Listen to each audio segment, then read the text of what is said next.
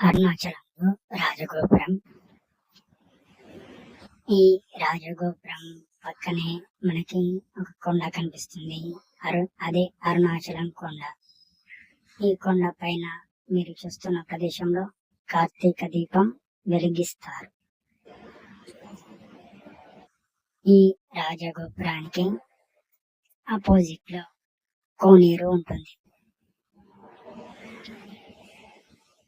ఆ కోనేరు పక్కనే శివాలయం ఉంటుంది. అక్కడ స్వామి పేరు చక్రధానేశ్వర స్వామి.